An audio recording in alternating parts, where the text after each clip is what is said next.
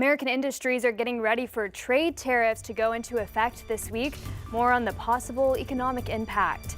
And the death toll continues to rise after that massive earthquake in Southeast Asia.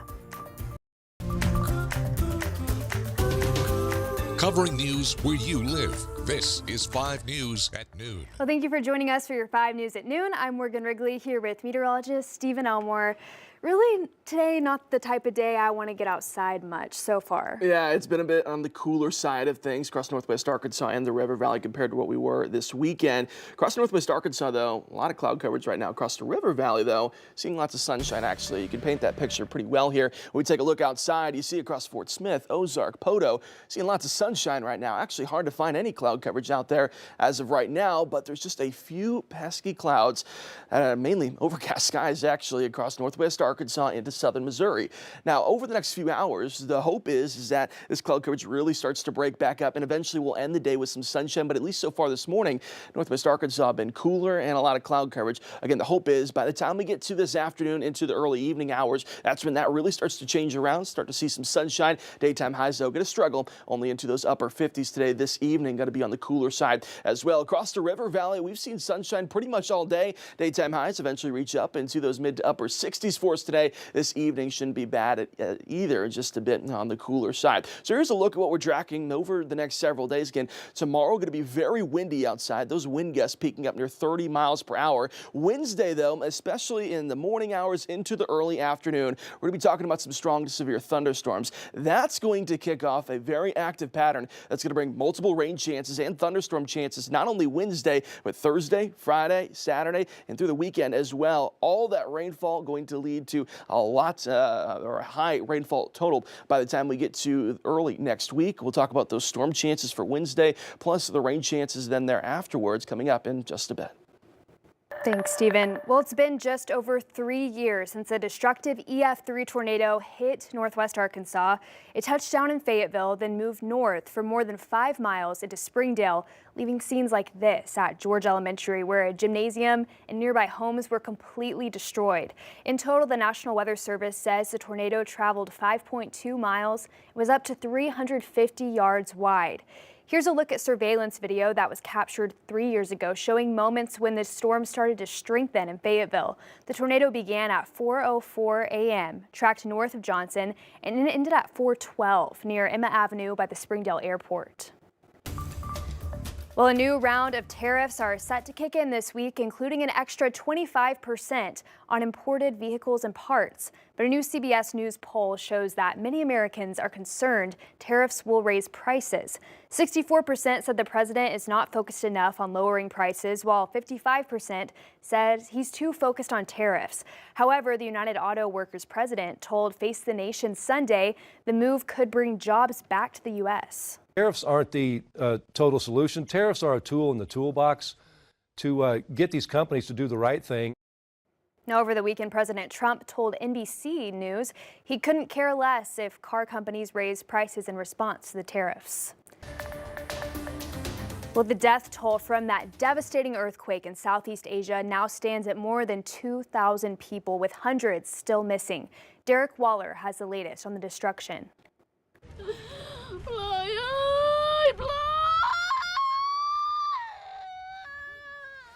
Desperate screams from the mother of a missing construction worker Sunday in Bangkok, Thailand. 2 days after that 30-story construction site collapsed, sending plumes of ash racing into city streets. This morning, Thai officials say at least 17 people in that country are now confirmed dead, with dozens more injured and unaccounted for. But the worst devastation is some 600 miles north near the epicenter of Myanmar's Mandalay region, where temples and mosques filled with worshippers were reduced to rubble and multiple bridges collapsed. This video there shows nurses in a maternity ward trying to steady cradles as the ground rocks, with one woman falling to her knees to protect a baby. The military that seized government control in a coup 4 years ago now says more than 1,700 people are confirmed dead, another 3,400 injured, and 300 still missing. Americans with family in the region say they're nervous. In New York City, one man says his family is sleeping on the street after finding cracks in the walls of their homes. Mandalay, the whole city is like is a lot of building collapse. They can't even eat and cook in their kitchen. They're afraid to go into the house. Yeah, so they don't have any food to eat. But amidst tragedy, this glimmer of hope, the birth of this baby, born in the midst of commotion. I'm Derek Waller, CBS News. Well, over the weekend, the United States pledged $2 million in humanitarian aid to Myanmar in the wake of the earthquake. China also announced $14 million, and that's in addition to aid pouring in from India, the UK, and other countries around the world. And here at home at the state capitol, Arkansas lawmakers are set to discuss a Senate bill that could reshape the towing industry. A non-consensual towing statute is already in place. That law states that a vehicle that's towed without consent can be held by the tow company with additional fees. That could change, though. If passed, the new bill would force vehicles to be released even if the person hasn't been paid. A non-consent tow is if somebody wrecks on the side of the highway, or if you're at an apartment complex and you leave your old abandoned vehicle there, we go out and get it. That's called non-consent towing. He goes on to say if the bill becomes law, towing companies would have no choice but not to respond to non-consent tows. Once we pay to have it dumped, that's another $2,000 or $3,000 on top of the bill, and they're wanting them to be able to come and get their truck and trailer out of here with no means of paying anybody. The bill will be debated on the Senate floor today. Meanwhile, in Oklahoma, the state Senate has approved a bill surrounding public safety and dangerous police pursuits. Senator Aaron Reinhart authored the bill. It would increase penalties for the crime of causing an accident that results in serious injury while fleeing from law enforcement. Offenders would serve the majority of their sentence in prison before becoming eligible for parole. The bill also raises the minimum sentence for this crime from 1 year to 5 years. The measure now heads to the Oklahoma House of Representatives for consideration. And the Arkansas Department of Education is reporting a surge in applications for the Education Freedom Account system.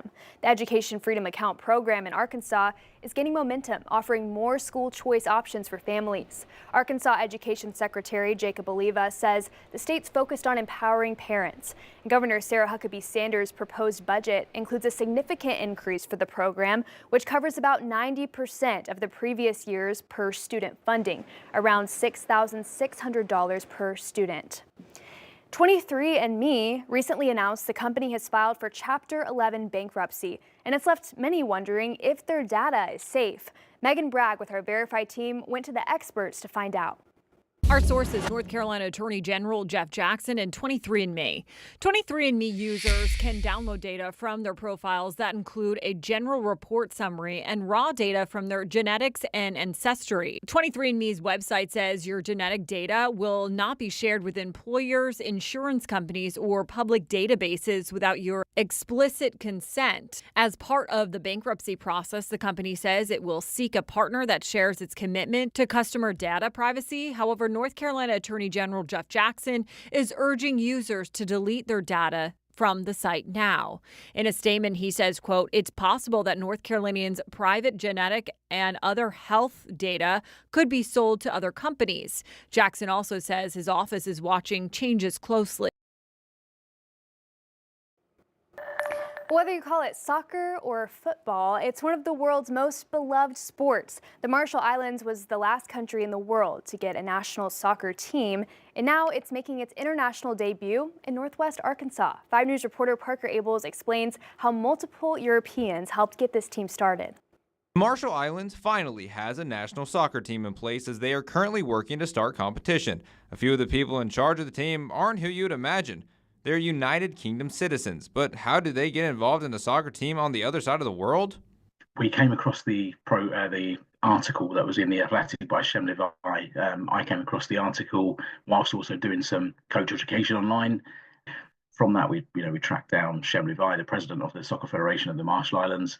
And in my case, it was a lot of backs and forths in terms of what can you do to help. I went and had an Irish coffee and was putting down some ideas for Lloyd, and then I thought I wouldn't mind getting involved in this myself as the whiskey hit the back of the net. Ever since 2022, they have been working to get this team going, with Northwest Arkansas having the largest Marshallese population in the world besides the island itself, plus the growth of the sport with Ozark United. Team leaders thought there's no better place to make their North American headquarters. One thing that struck myself and Lloyd when we came to Northwest Arkansas in February last year was just how vibrant the community was, and we were lucky enough to meet with Ozark United and the people behind that, and we made a lot of very good connections, and it really drove it home for us that we should be using Northwest Arkansas, and in particular Springdale, as the kind of headquarters of our North American soccer operations. Their goal with this team is to spread the game and keep soccer a cornerstone in the Marshall Islands for years to come.